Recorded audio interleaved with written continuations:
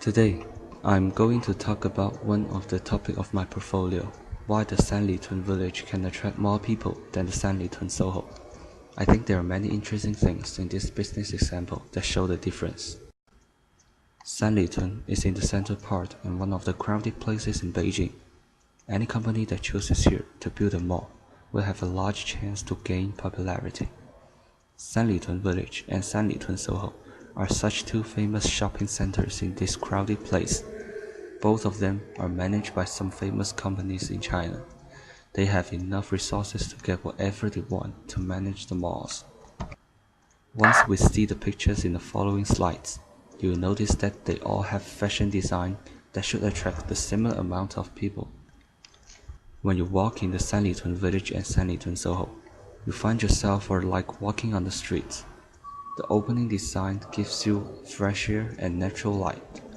You are no longer limited in a building. Nothing is more valuable than freedom, right? More importantly, we are really close to each other. Here is the map. The upper gray box is the village, while the lower one represents the SOHO. The only thing that divides them is a road. So what makes the difference? For me, I think these three reasons are the most significant causes. What kind of type of operation that the mall chooses decide the brands the mall is going to accept. For example, if you want chain stores as a type of operation, you invite Apple, Foot Locker, and Starbucks to be in your place.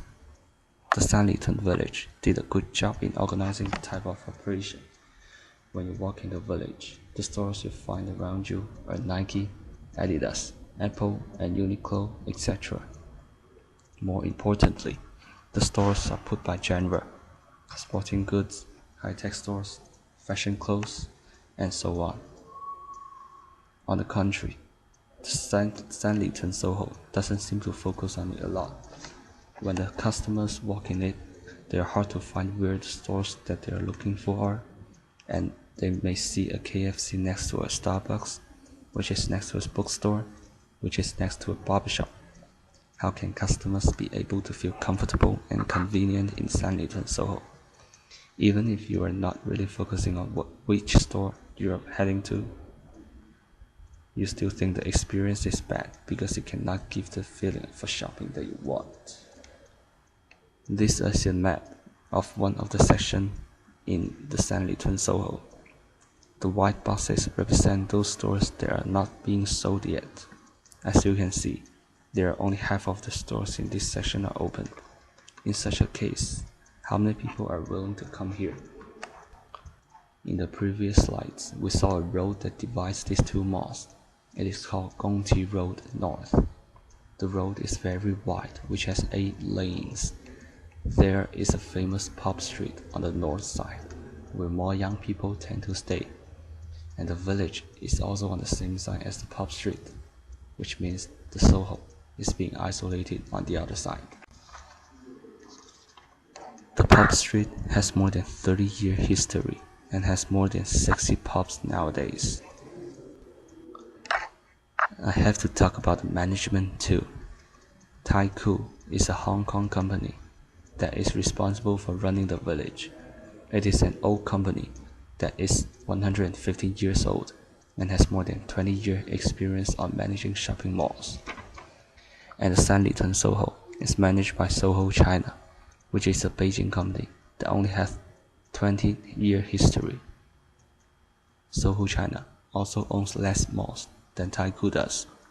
Therefore, I would say experience is always important for any of them.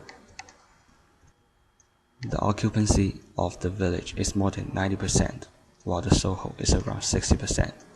The brands can only rent a place in the village at a price about $150 per meter square per month. But most of the stores can be sold in the SOHO. The prices are from $6,500 to $20,000. In conclusion, I think it should be the first to target the right group of customers so that it can choose the right type of operation and do the right thing. Secondly, renting should be more efficient than selling. Because as an owner, if you notice some particular stores cannot attract enough people, you still have the right to kick them out and invite some other notable brands to be in your mall. Lastly, experience is important, but it has to build gradually. I'm not saying the SOHO China is worse than Taikoo, but it still needs time to find its own way.